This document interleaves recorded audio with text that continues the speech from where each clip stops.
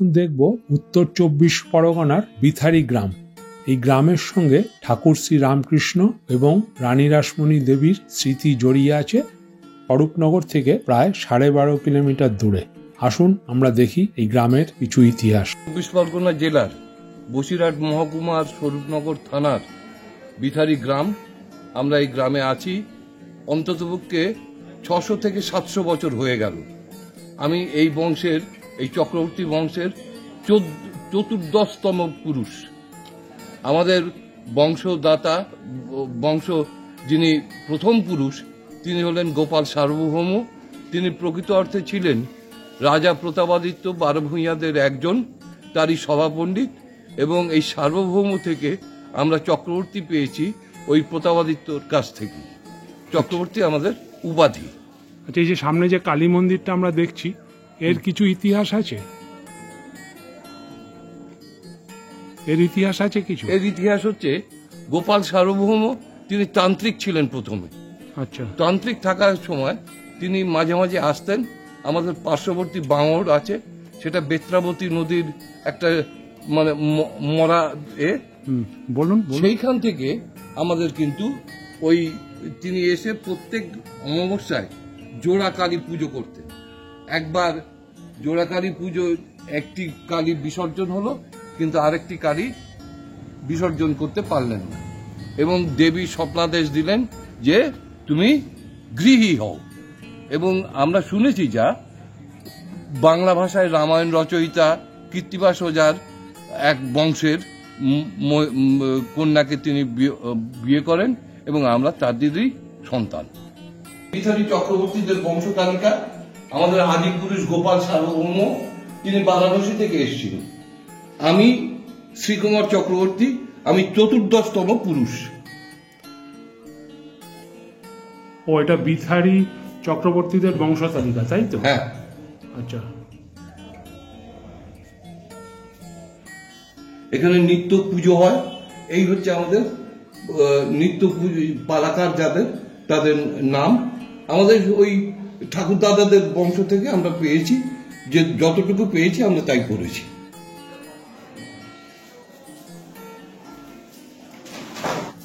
মানে আগে কালীবাড়ি এটাই ছিল, তাই তো? তারপর এটা রেনোভেট করে নতুন হয়েছে। এটা অতীতের কালীবাড়ি, তাই তো? এটা একটা সংস্কারের আগের একটা ছবি, 2018। আর এটাই আমরা দেখলাম এখন যেটা প্রেজেন্ট মন্দিরটা আছে। মানে এখানে আপনাদের কালী ঠাকুর কিভাবে প্রতিষ্ঠা হলো? এটা হচ্ছে আমাদের আদি পুরুষ গোপাল সার্বভৌম, তিনি প্রতি অমাবস্যায় জোড়া কালী পুজো করতেন। তিনি প্রকৃত অর্থে ছিলেন আমাদের যশোর রাজ 12 ভূঁইয়ার অন্যতম, রাজা প্রতাপাদিত্যের সভাপণ্ডিত। তিনি তান্ত্রিক ছিলেন এবং প্রতি অমাবস্যায় তিনি জোড়া কালী পুজো করতেন। বলুন। পুজোর পর তিনি একটি কালীকে বিসর্জন করতে পেরেছিলেন, কিন্তু আরেকটি কালী বিসর্জন করতে পারেননি। এরপরে তিনি স্বপ্নাদিষ্ট হন এবং তিনি গৃহী হন। আচ্ছা। আমরা হলাম তারই বংশধর। আচ্ছা। এই গ্রামে আর কি কি বৈশিষ্ট্য আছে দেখা? এই গ্রামে হচ্ছে রানী রাসমণির তৃতীয় জামাতা মথুর মোহন বিশ্বাসের জন্মস্থান আছে। এবং আমরা খুব গর্বিত যে এই বিথারি কালীবাড়িতে পরম পুরুষ পরমহংসদেব রামকৃষ্ণদেব তিনি এসেছিলেন। এবং আমরা গর্বিত আরো এই কারণে যে তিনি 2 দিন আমাদের এই কালীবাড়িতে পুজো করেছেন। তো আমরা রানী রাসমণি বাড়িটা কি কিছুক্ষণ পরে গিয়ে দেখতে পারি? নিশ্চয়ই দেখতে পারেন। ঠিক আছে। এটাই বিথারি কালীবাড়ির প্রাঙ্গণ। দেখছি রামকৃষ্ণ দেব, সারদা মায়ের ফটো। এই সামনে একটা বিরাট বটগাছ। আমরা আছি এখন বিথারি গ্রামে। তো আমরা বিথারি কালীবাড়ি দেখলাম কিছুক্ষণ আগে। এখন আমরা দেখব রানী রাসমণির যে জামাই মথুরের বাড়িটা এখানেই ছিল। তো ওনারই জন্মভিটে রানী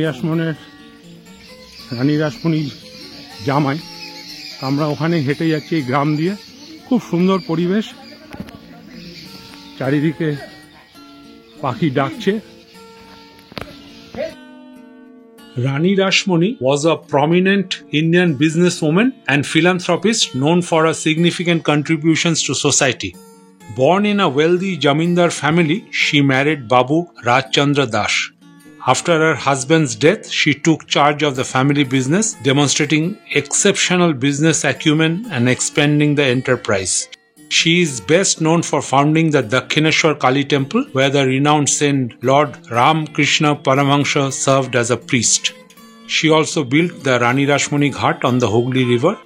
Mathur Babu was her son-in-law and was married to Rani Rashmoni's youngest daughter Jagadamba. Mathur Babu played a crucial role in managing the family business alongside Rani Rashmoni, contributing to the growth and success.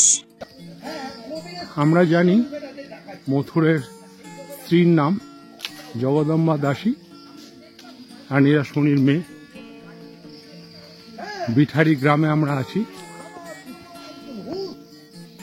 এরকমই পথ দিয়ে আমাদের যেতে হচ্ছে, খুবই সরু পথ।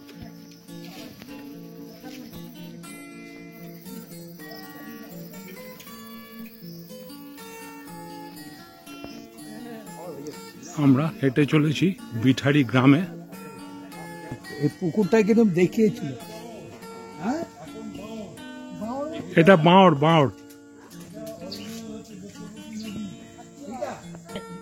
বাঁড়ে পরিণত হয়েছে। এটা আসলে ছিল বেত্রপতি নদী, যে নদীর সঙ্গে একদিকে যমুনা একদিকে ইছামতি যোগাযোগ ছিল, এবং শুধু তাই না, জোয়ার ভাটাও হতো। হ্যাঁ, হতো তো।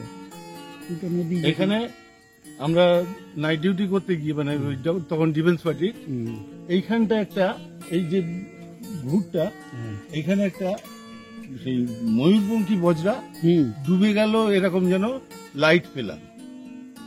এত গভীর না, এটা স্বপ্ন, গায়ে কাটা দিচ্ছ না। স্বপ্ন না, যেন মনে হলো।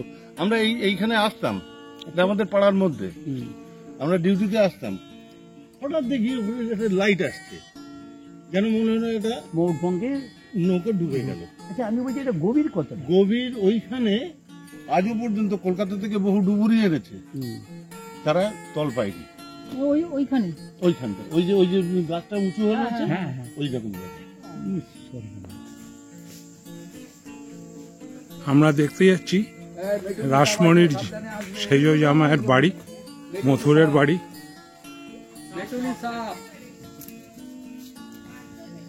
নদী দিয়েই রামকৃষ্ণ পরমহংসদেব এসেছিলেন দুবার এই ভিতারিতে, এবং ওই যে কালীবাড়িটা দেখলেন, ওই কালীবাড়িতে উনি পুজো করেছেন এই মথুর বিশ্বাসকে কেন্দ্র করে। বিশ্বাসের যে জন্মস্থান, সেইটা দেখতে। আচ্ছা, হ্যাঁ, ওই সময় তো রামকৃষ্ণদেব ছিলেন। একটা গোয়াল ঘর, আচ্ছা, এই গোয়াল ঘরে মথুর বিশ্বাসের জন্ম।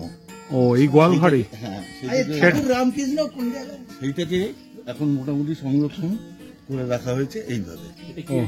এটা একটা গোয়াল ঘর ছিল, সেই গোয়াল ঘরে মথুর বিশ্বাসের জন্ম। অনুষ্ঠান হচ্ছে। এবার আমরা একটা রাজবাড়িতে ঢুকছি। এটাই মথুরের বাড়ি ছিল। তিনি হচ্ছে মথুরের বংশধর। এখানে উঠে বসো না, বসার সময় নেই, ওদিকে আবার যেতে হবে তো। সব রকম। এটাই ওনার বাড়ি ছিল না? এটাই রাজবাড়ি।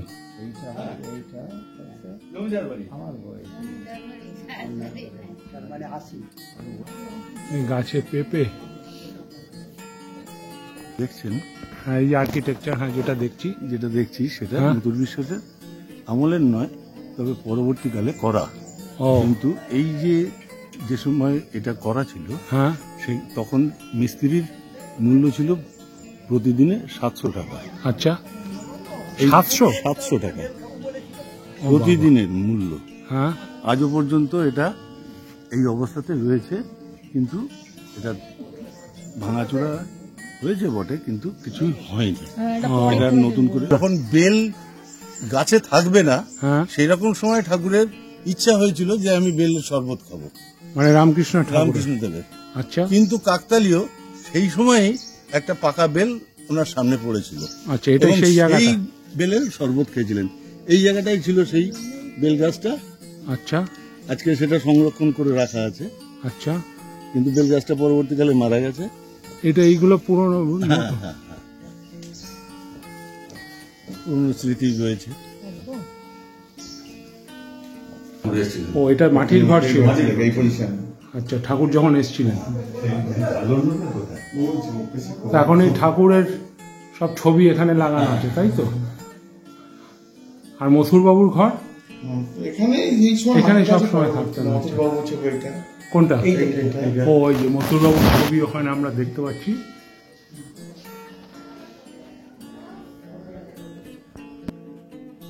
ও ঠাকুর রসদার মধুর মোহন বিশ্বাসের বংশ পরিচয়।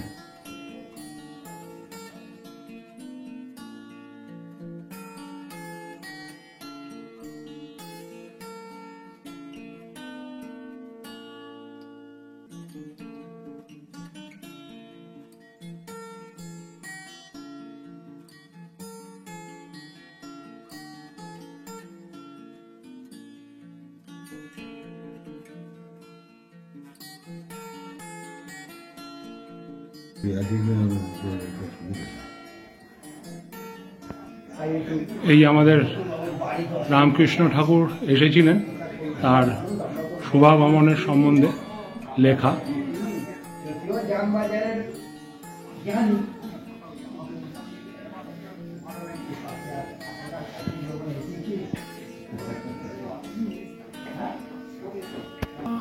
আপনার মনে আছে ঠাকুর সম্বন্ধে কোনো কথা? না, আপনি দেখেননি না ওনাকে?